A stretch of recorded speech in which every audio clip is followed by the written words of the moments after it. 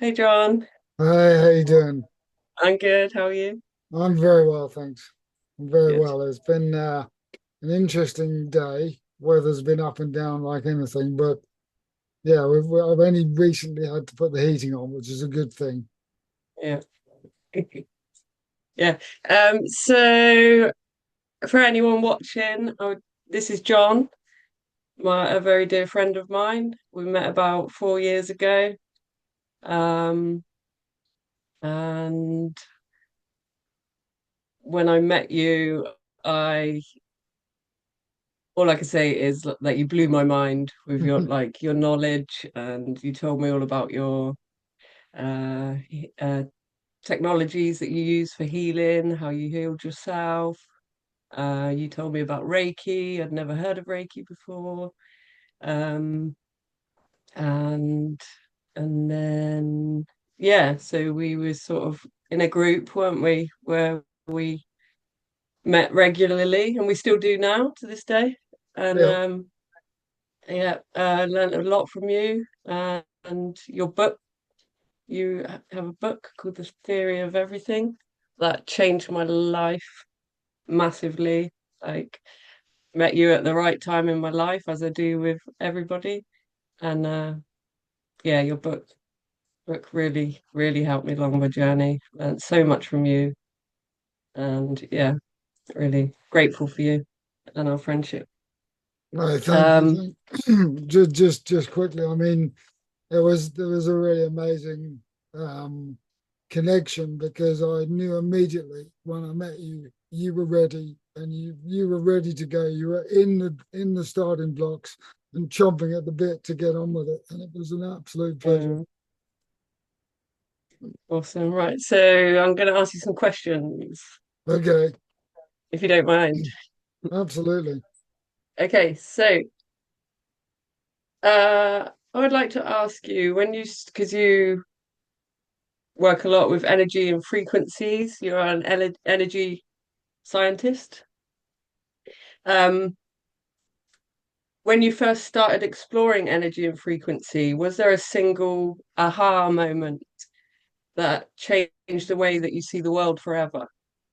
Yeah, absolutely. And I think it was um, during my first degree when I was introduced to quantum physics, because for many years before I'd been um, opening my eyes to the so-called metaphysical and that which was brushed under the carpet and ignored, and conversely also um, learning about stuff that really didn't make too much sense at all and probably wasn't true.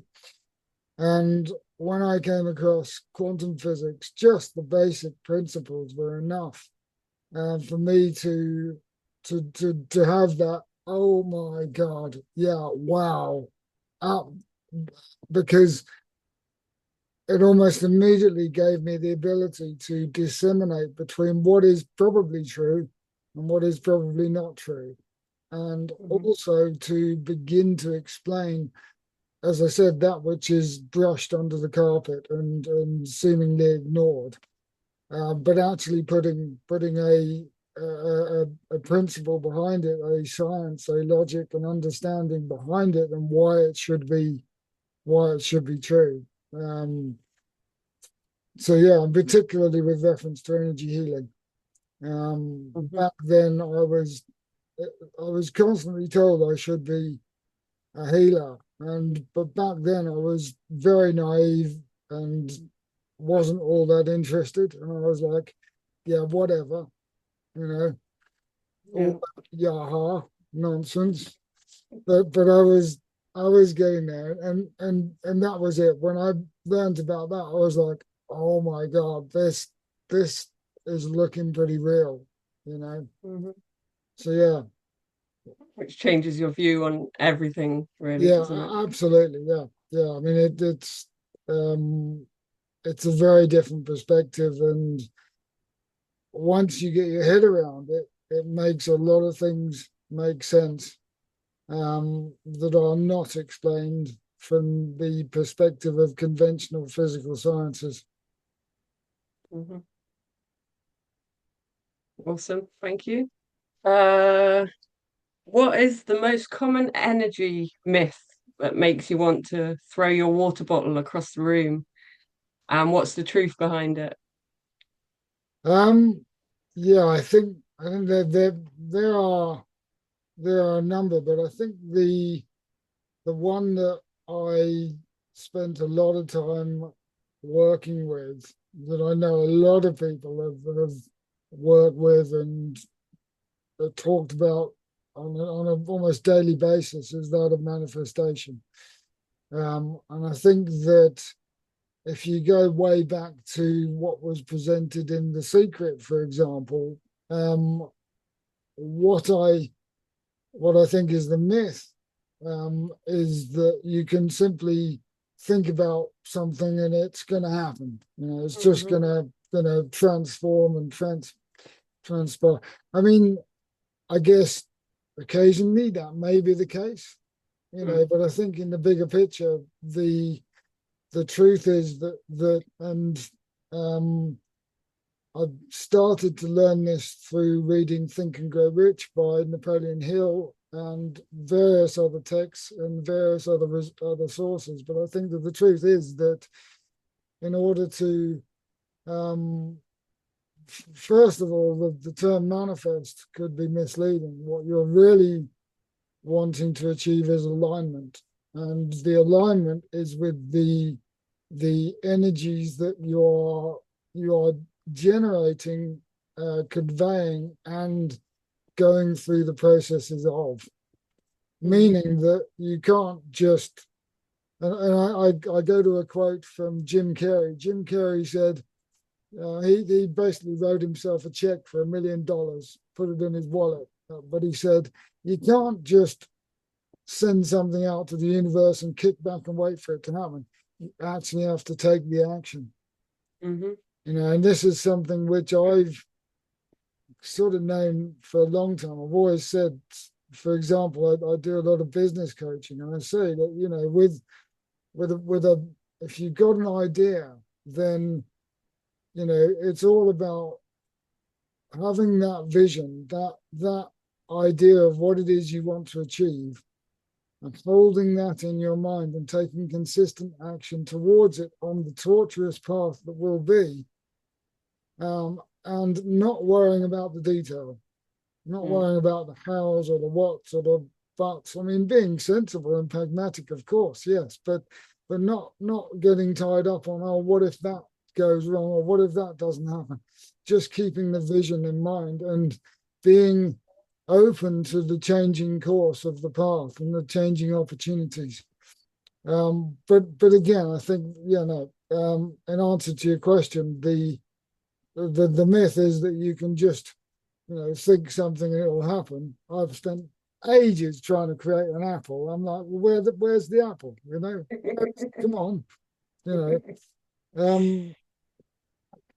I still not know. No, anyway, yes, I think the truth is, in action, alignment, creating the reality in your mind and feeling how happy it is to have it already Yeah, and that's a big taking the part. action towards that goal.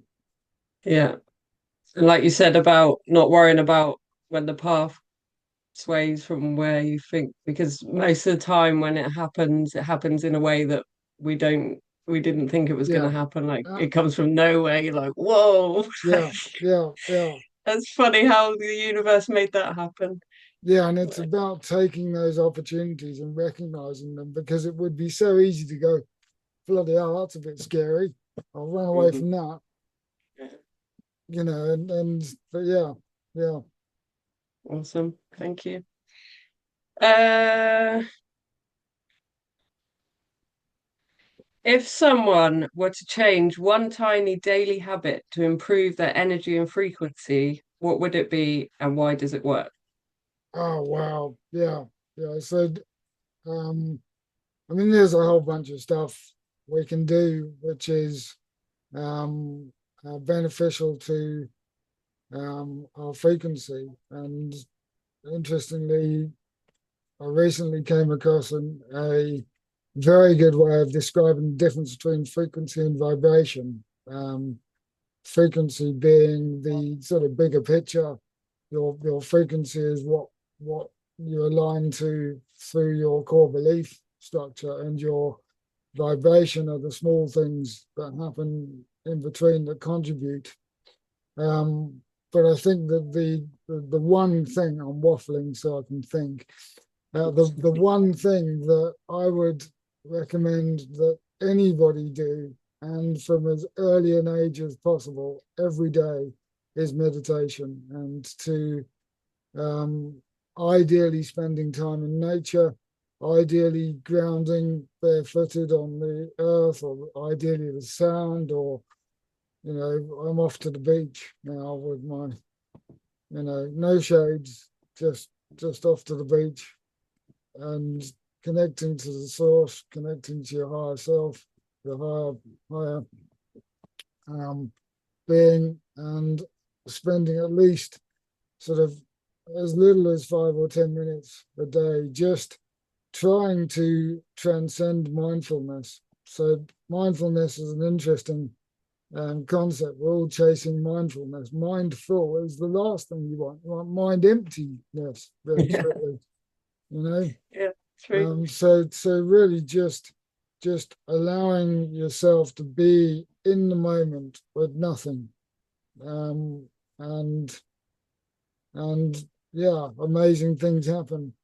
Yeah. Um, What so yeah, helps to do that is breath, isn't it? If you concentrate on your yeah, breathing, yeah, yeah. it's a good way to empty your mind. Because a lot of people find it hard to do that, and Yeah, you know, absolutely. It's it is challenging. hard.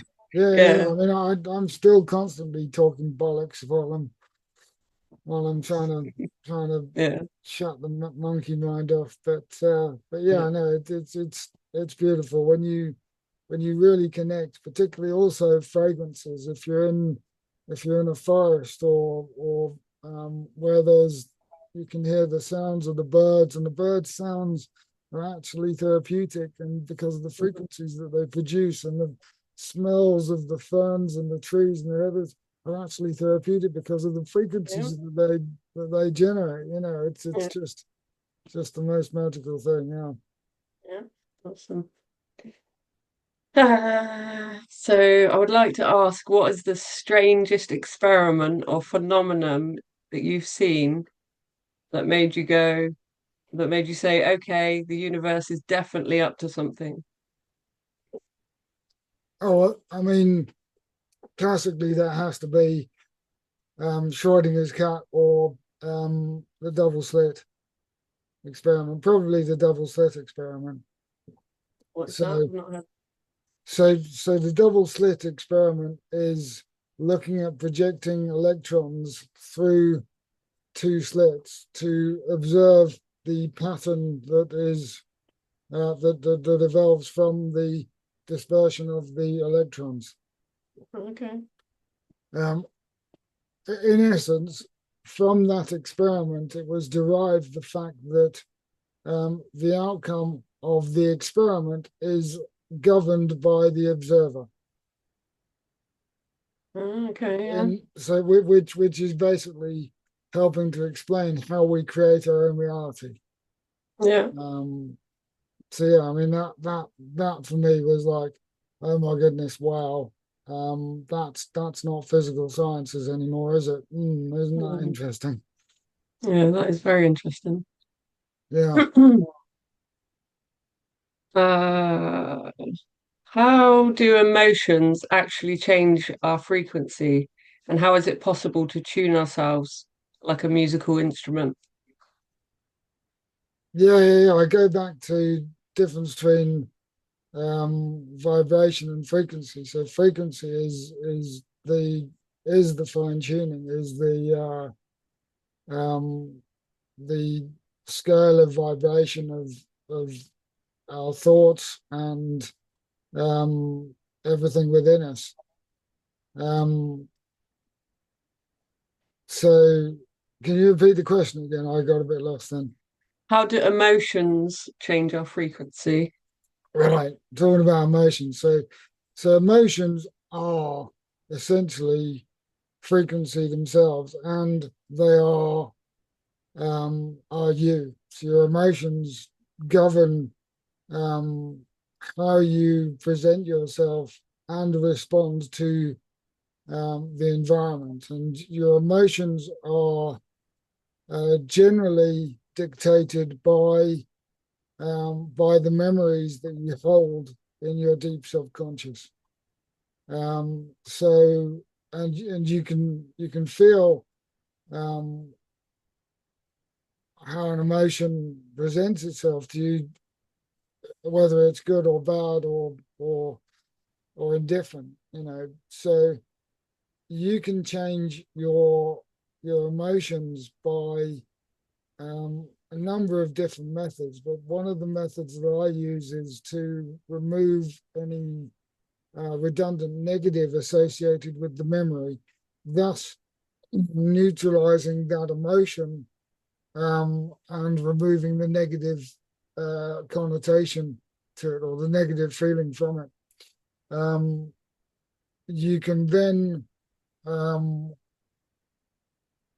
fine tune your I forget the way you described it, but you can then rewrite your emotions in a way that makes them positive, makes them um, vibrate at a higher or at a more preferable frequency in Mhm. order to attract more of that into your life.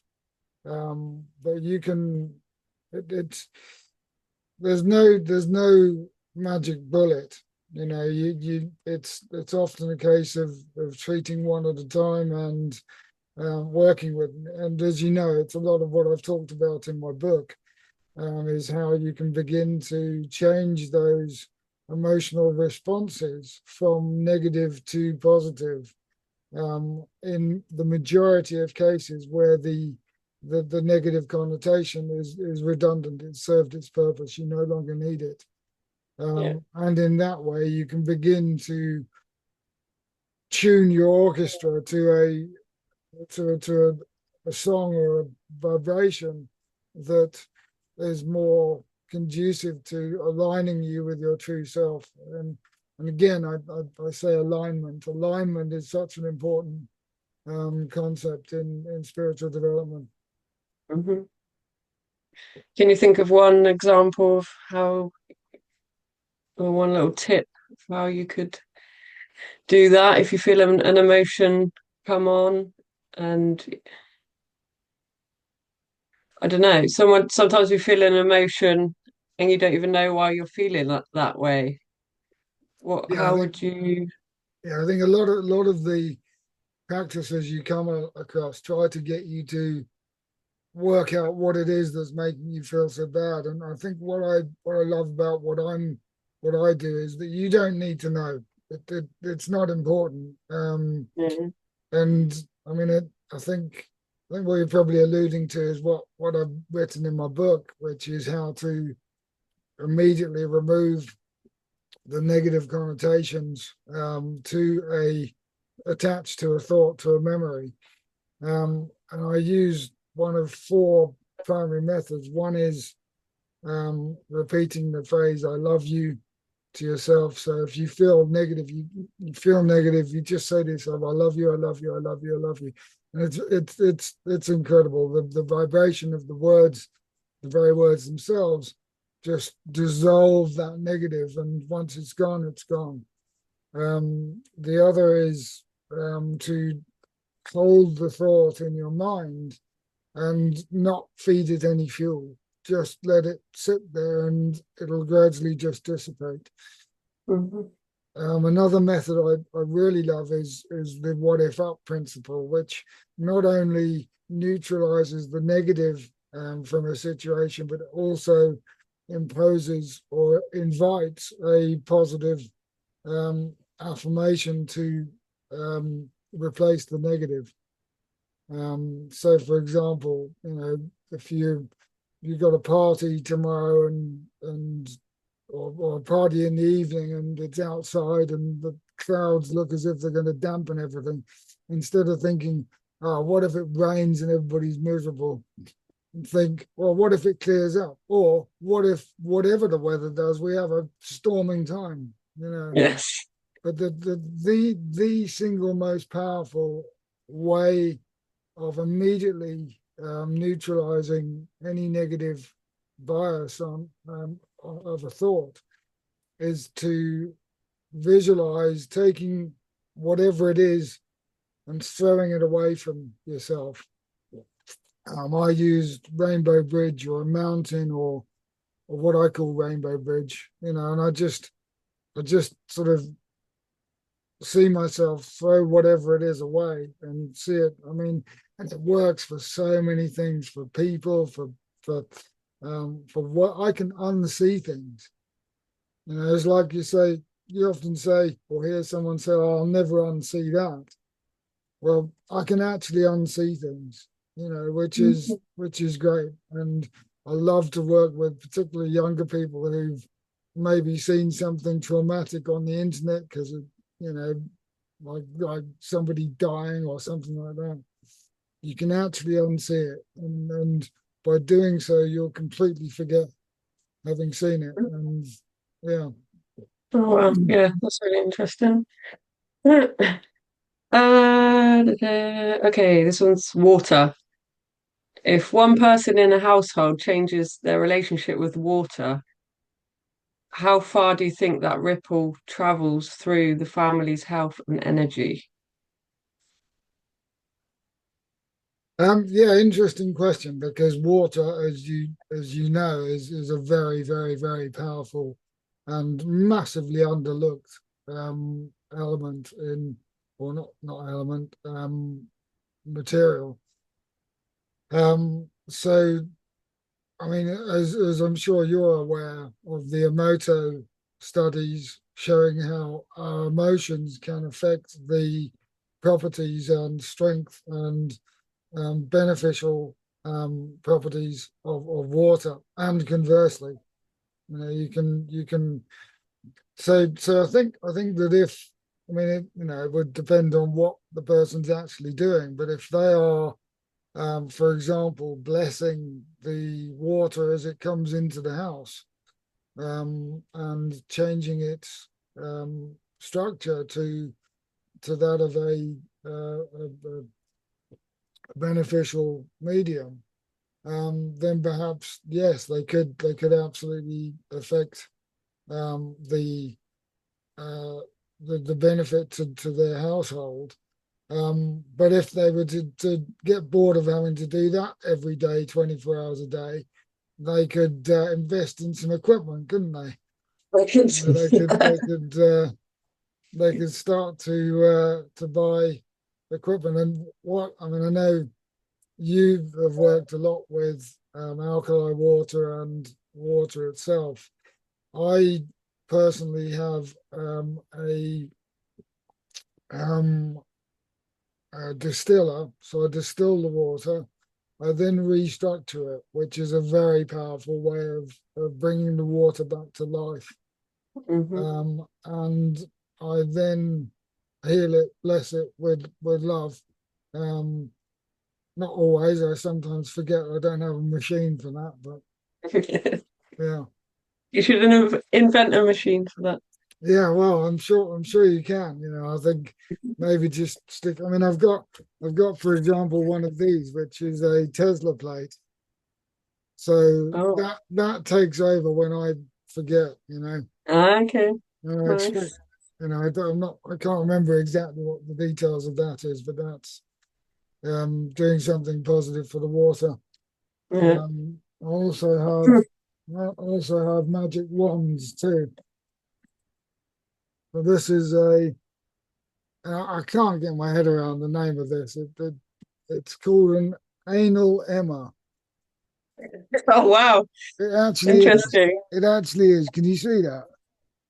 Uh, yes, I can. Yeah. Well, I mean, fair enough. That's what it's called. Okay, This what is this it? is this is a not restructured. It's called I forget what they called it. It was but it's, yeah, essentially you just wobble that around in the water for a while, and then Mm. it does the stuff. Awesome. One of your many gadgets. Yeah, we've got 10 minutes left. Okay. Uh, okay, where do you think we will be in 10 years' time with our understanding of energy, frequency, and water? Well, Um, I genuinely believe that we will be in a far clearer position of knowledge and of widespread information surrounding what for millennia has been esoteric knowledge and wisdom. I think that in the bigger picture, it is likely that we will have access to what is essentially free generated energy. Mhm. Um, and and I think that we'll also have an understanding of things like biogeometry, which are ways of neutralizing toxic energy from, for example, EMFs and cell phones and computers and all of the wiring and electricity. Um, and um, whether it'll be within 10 years, well, I hope so. I mean, I I think think we're so. moving very fast in that direction, despite the pantomime and chaos that's going on externally. I think that yeah, well, yeah, yeah, I think that's very likely because the information is absolutely out there and it's being utterly prolificated in social media and various channels. And you can't hide the truth. You can't. It's the truth. As Mulder and Scully said, it's out there. Exciting times. I Yes. remember when and I hadn't known you long, and I remember you said to me, "It's a really exciting time to be alive," and I was like, I couldn't get my head around that statement at that time. Obviously, I just started seeing everything for what it really is in the world and all the stuff that was going on then 4 or 5 years ago. And yeah, it was after reading your book that I started to understand what you meant. And then, yeah, sometime after, I was like, yeah, I know what you meant now. But I'll never forget when you said that. So I was just like, are you crazy? Yeah, yeah. Well, It's like chaos. Like we're thanks for all sticking doomed. with it. Many people have just gone, he's a fruitcake and walked away, and I'm like, bye. uh, when you are feeling low energy, what is the first thing you do to raise your frequency fast? There's one or two things. I mean, I think what everyone can do is, well, I'll tell you first what I do. I use my BG3 crystal. So this is biogeometry 3, which is it emanates Earth's natural um, healing energy, which is what Okay. it emanates from all of the natural spots where stone circles, cathedrals, all of these really powerful structures are situated. Um, Mhm. that's really quick. But if you haven't got one of those, then What do you do with that? Do you just hold it or yes, yeah. I mean, I use it in guard safe position, and okay. that's quite incredible. That's very powerful. And ooh, yeah, I better put it down now because otherwise we won't have time. But yeah, no. What I recommend is um use the gas safe position, pair position, because that connects a circuit, electrical circuit in your body, and it helps to move the electrons around more freely and visualize deep breaths. So breathing in through your nose and out through your mouth slowly, maybe 3 times. And then visualize, ask to be connected to the source, or I'd say source activated, activate source. See a beam of, I now use golden light, but you can use white light or whatever, coming down into your crown and through your body, and then just sit in that energy field. You can put a protection up around you, for example, like a bubble of enhancing your aura, for example, Mhm. and then yeah, and then back onto it, you know. Yeah. Very good. Good advice. I use gold now as well, just Oh, recently, fantastic. randomly. Yeah. Yeah, It yeah, used to be white, now it's yeah, gold. yeah. I changed probably about maybe even as long as early as a month ago. Yeah, so Oh, brilliant. wow, there you go. Great minds. Interesting. Yeah. Okay, So we got last 4 question. minutes left. Yeah, last question.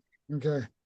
If you were disappearing into space tomorrow and humanity didn't have access to you anymore, what's the one piece of advice you would leave them with?